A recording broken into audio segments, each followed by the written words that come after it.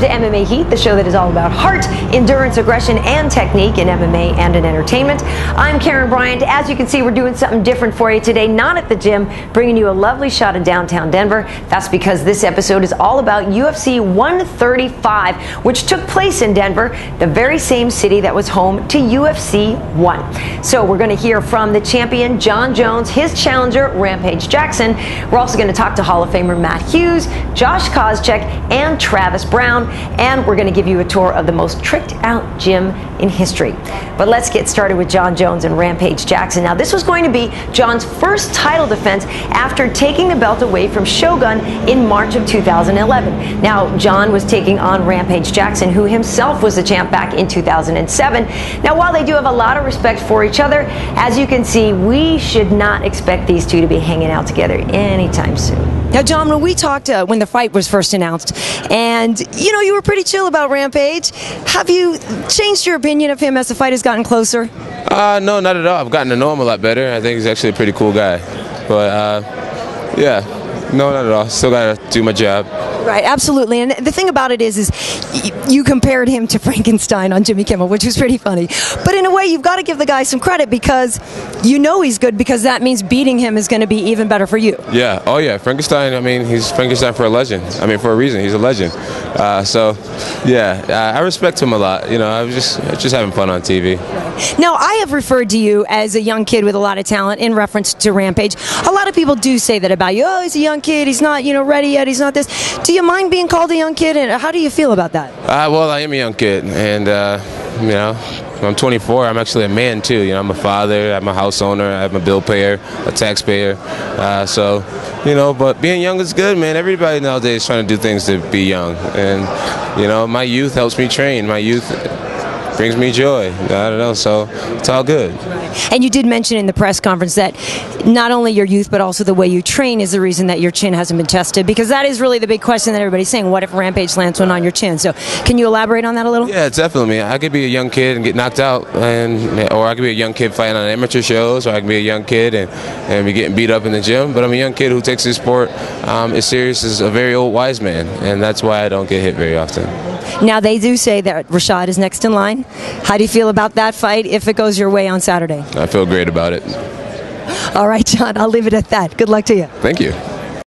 The other night, Rampage, Jon Jones compared you to Frankenstein when he said he was Spider-Man. What do you make of that analogy, and do you have a better one? I don't make nothing of it. He's like, listen to the people he said. He got a little kid's mind. It's kind of ironic that he would use Spider-Man in his analogy, but that's what he thinks. But Frankenstein's a strong man. I like Frankenstein.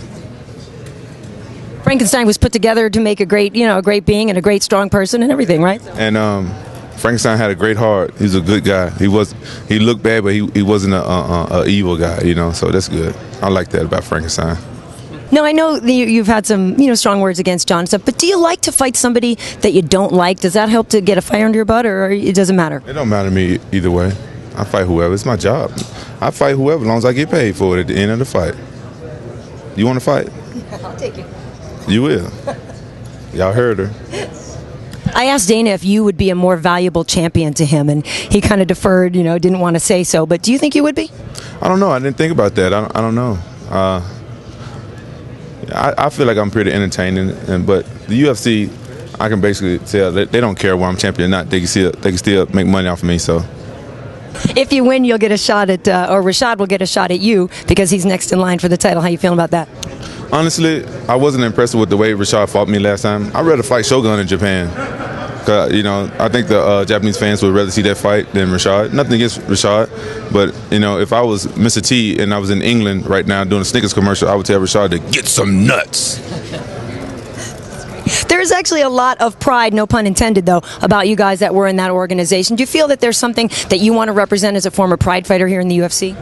Well, I think now I'm more considered a UFC fighter now, since it's been a long time since I've been in Pride. I never was a champion in Pride, even though I have the Pride belt now. So Pride days are over with. Honestly, I haven't been quiet about it. Pride didn't really treat me the way that you should treat a fighter that fights for your organization. So I have no loyalties towards them. The UFC even though Dana and I don't see eye to eye sometimes, the UFC have treated me a lot better than Pride ever did. So my loyalties is with the UFC now. But saying that, like I said, the Japanese fans have a special place in my heart. And that's the honest truth. I love the American fans too, but a lot of times American fans can be over super critical. Maybe the Japanese fans are the same way. I just don't understand them. Jon Jones is a ridiculously talented champion, and believe it or not, his first pro fight was only 3 years ago. Stay with us. When we come back, we'll go one-on-one with Quinton Rampage Jackson. I'm Karyn Bryant, welcoming you back to MMA Heat. Still to come, Hall of Famer Matt Hughes talks to us about retiring. But right now, we're going to go one-on-one with Quinton Rampage Jackson. Now, this man has truly crossed over from MMA into the mainstream, taking on Hollywood roles like B.A. Baracus in the A-Team remake. Now, Quinton is also known for his outrageous antics, one of which happened during our interview at UFC 130. But actually, when you sit down with him, he's a really down-to-earth guy. So we spent some time with him a week before his fight with Jon Jones and found out everything he thinks about his fighting career. Everybody's talking about how you're in the best shape of your life. Is that the truth? That's the truth. That's really the truth. I've never trained this hard before in my life. I've been very motivated. And normally when I fight a real dangerous opponent, I'm always like motivated. But this time, I took it beyond that. I was actually pushing myself, and my coaches had, oh, slow down, slow down, slow down. Normally they're doing that to the likes of Bisbee and stuff like that. Normally I'm the one who's like, man, I don't want to do that. But it's been a whole different mindset. Now, is it because of your opponent, or is it just because of where you are in your life and in your career? What do you think is the reason that you're this motivated? I think it's both. Like, my opponent is very cocky, and the last time I fought a cocky guy, real cocky, I wasn't successful in. Is that Rashad?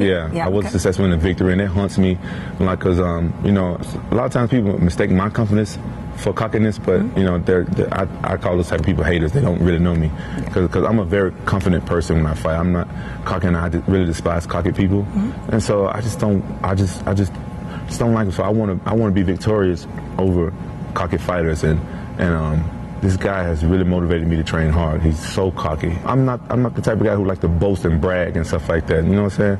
I just don't do that. So when I go out there and fight, I like to have fun, and I like to, you know, fight my fight. And sometimes I can be honest. Sometimes I don't prepare to my, you know, say 100% like I should. I don't prepare as well as I should. Sometimes I do be unmotivated, like my last fight. Are you still mad at yourself for not being able to take the fight when against Shogun? You know, you talk about how you were heavy, and you know that could have been a golden moment for you to have that rematch. Yeah, you know what? I am still kind of upset with myself, but at the same time, I fought Shogun years ago when I was injured, and I took the fight because I had to, and even if I was in shape, I don't know if I really would have took the fight with him on short notice, even though I knew that Shogun wasn't going to be the same. Yeah. I knew he was going to be rusty, and you know, saying coming off a knee injury and taking a year off. But for a rematch for him, you want him to be the best, and you want to be the best, exactly. Right? That's what I want. Even though this is my career and I fight for money, at the same time, money is not everything to me. I'm getting my point across. I want to fight the best Shogun there is when I fight him. Just like I want to fight the best Jon Jones. That's just where I am. Like I think the fans deserve to see great fights if they paying for it, you know. And that's why I've been the type of fighter I've always been. I'm curious about your career. You've got about 40 fights now, right? Something you know, like I'm not the type of guy. I don't even remember my record. Well, that was what I was going to ask you. Is do you remember your fights though? I mean, maybe not the records, but the fights. You know. Some of them I remember. Like some of my fights I remember, but. It's really hard for me to explain. This is how I stay grounded. This is how I stay humble. Is that I basically look at as fighting as my career, as my job. Just like a school teacher or a lawyer. I'm pretty sure a school teacher probably don't remember every test she give her students and stuff like that. So that's the same way I basically look at it. So some fights I remember like bits and bobs and bits and pieces, and I don't really go back and watch them that much anymore. Like after the fight, you know, if I do great and stuff like that, I watch the fight and stuff like that a little bit with my friends and stuff, and show my kids. But after that, I don't watch them no more, and I just go on and prepare for the next job. It's kind of weird, you know. I'm really weird about that. I'm not a sports guy. I don't watch sports, and I really don't watch MMA that much unless my friends are fighting or somebody who I'm a fan of or interested in fighting. It's just, to me, I just stay grounded and try not to have my head up my own ass and, you know, walk around like I'm a professional fighter. Like I leave that in the cage. When I come home, I don't bring my work home. Who are you a fan of? I'm a fan of Anderson Silva, and I'm a fan of like a lot of the old greats, like the most exciting guys. Like I'm a fan of Dan Henderson and Fedor, and I watch those guys fight anytime. I'm a fan of those guys like that. Like I'm a big Chuck Liddell fan and Vanderlei, even though Vanderlei gave me 2 of my worst ass whoopings, but I always been a fan of that guy. And fights like Kevin Randleman, like a lot of fans, I'm fans of guys that I fought. Oh, I'm a big fan of Sakuraba. I'm a fan of yours. I have to say, Quinton just cracks me up. Knows how to go right up to the line, toe it, barely cross it. He is always a good time. Well, stay with us. When we come back, we'll go inside the heads of Matt Hughes, Josh Koscheck, and Travis Browne days before a fight.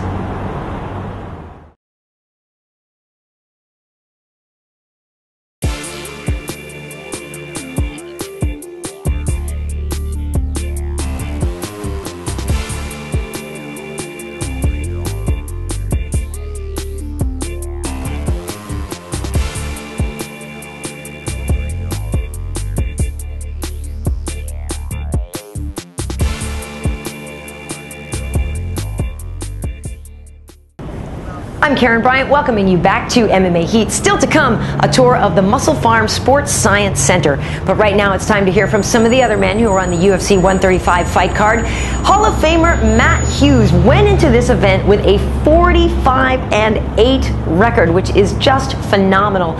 We did talk to him about the possibility of him retiring after his fight with Josh Koscheck. We also did catch up with Josh, who talked to us about his recovery after surgery in the wake of the GSP fight. And we also hear from Travis Browne. He tells us why he's different and what protects him in the UFC's heavyweight division.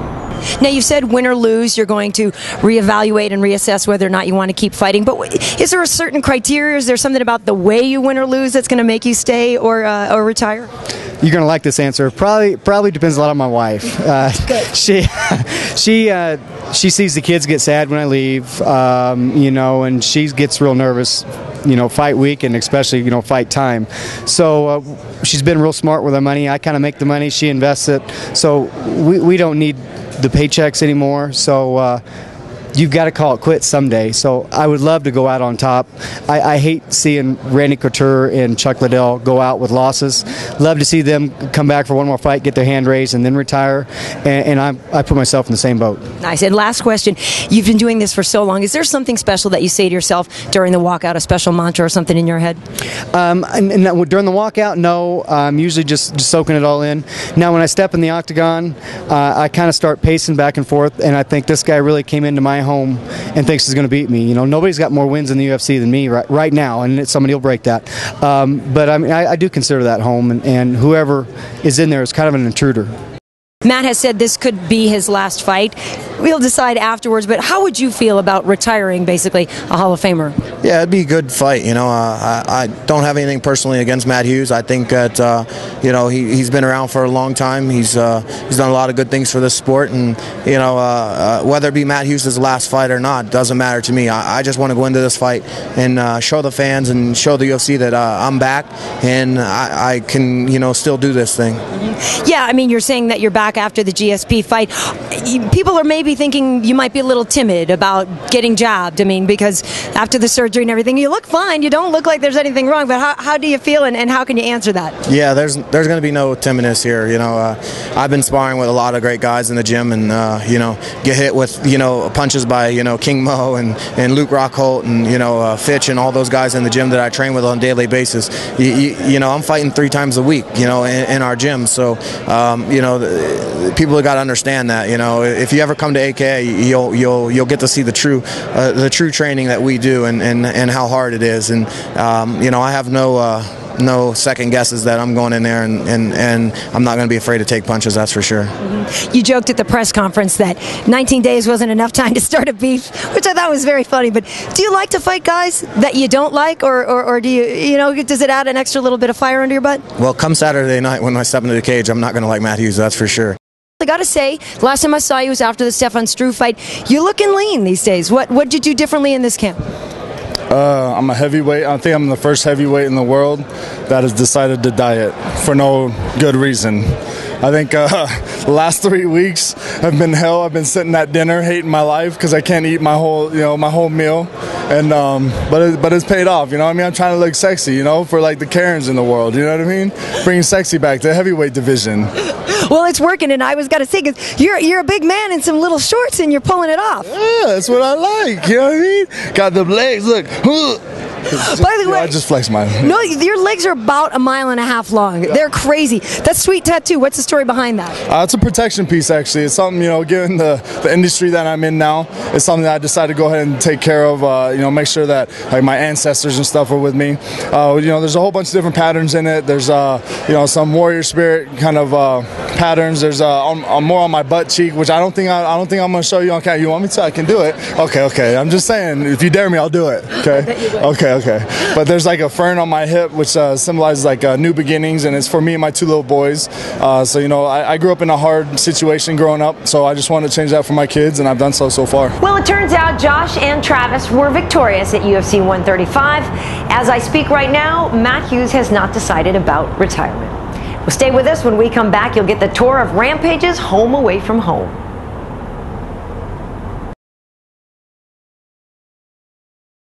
Welcome back to MMA Heat. Karyn Bryant with you, and it is time now for a tour of the Pharm Sports Science Center. This was Rampage's home away from home for his UFC 135 camp. It is seriously the most tricked out gym I've ever seen in my lifetime. Has everything an athlete needs to get in shape, everything except genetic engineering. So Wolfslair's head Muay Thai coach Dave Jackson gave us a tour and told us how they got Rampage in the very best shape of his life. So you're going to give us the nickel tour? Yep, certainly will. If you want to follow through, we've come into the theatre. Basically, we've got a huge screen up here. We've got Xbox. We've got DVD players. Now, do the guys just come in here to cool down and obviously do press conferences or something like that? We do a lot of press conferences in here, but we also it's a chill out room. But it's also where we sit down and we analyse what's going on. We analyse our opponents. We maybe take some footage of the guys when they've been sparring. The coaches will come in and sit here and chill out and watch what we've been doing. It's a really great facility, and it's a great asset to what we're doing as well. As you can see, we've got lots and lots of equipment. I'll walk you through the equipment a little bit. Okay. We've got some real specialist things here.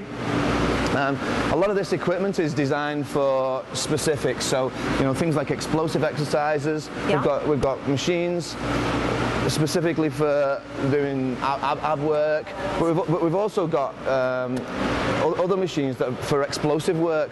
So we can train not just bodybuilders, we can train sprint athletes, explosive athletes, and a lot of this is very specific to MMA. This is a machine that you can get into and do explosives. Whoa! Push back, and then do real explosive work. Cool. Operates on air pressure, so you can increase the pressure, decrease the pressure, and you can take it up in really small increments, or so you're not just lifting weights on and just going up to the next 5 kilos. It's very, very specific. It's very smooth. I was just going to say, probably very smooth. Yeah. We've got a hyperbaric chamber. Great. And now, what is the? You hear fighters talk about this all the time. What does it actually do? It helps with recovery. We're at altitude here, so obviously we're training with deficiency in oxygen. So we're at high altitude. The oxygen levels are somewhere around about, I'm not sure, but at least 5% lower than they should normally be. What this does, it puts him in the chamber, increases the pressure, so that he's probably at something like 2 atmospheres. And that forces the oxygen back into his muscles. So it's all about quick recovery. Yeah, quick recovery. And it means that he can train at a high intensity, recover fast. This is an Amiga machine. What we do with this, we put these little sensors all over his body. Yeah. And instead of guessing whether he's tired, it tells us whether he's tired. Okay. So it monitors his central nervous system.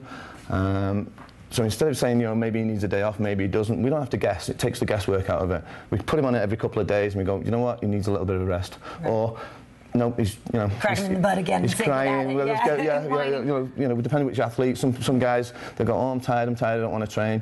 There's no excuses. It comes up on the machine, tells you you're tired, you're not tired. Yeah, suck it up, or right. And here? Now, this is a body scanner. This has been a real asset. Basically, it scans your body, gives you a printout, tells you your bone density, tells you your muscle mass, how much lean body tissue you've got on there, whether what's fat, what's and what this does is again takes the guesswork out of cutting weight. Road work has its place, but at the same time, if you're doing a lot of it, it can also create some sort of injuries, you know, and in MMA, we carry a lot of injuries through the sport. So what we've got in this room, we've got ice bath, we've got the hot tub, and we've got the running machine. How cold is an ice bath?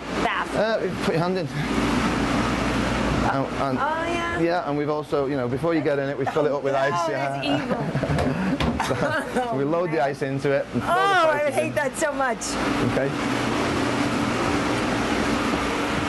Okay, I think you know Tiki. Yeah. Karyn, yeah. This is Gavin. This is Gavin. Hey, Gavin. Basically, Gavin's underwater now. If you can see on the screen, he's on a treadmill.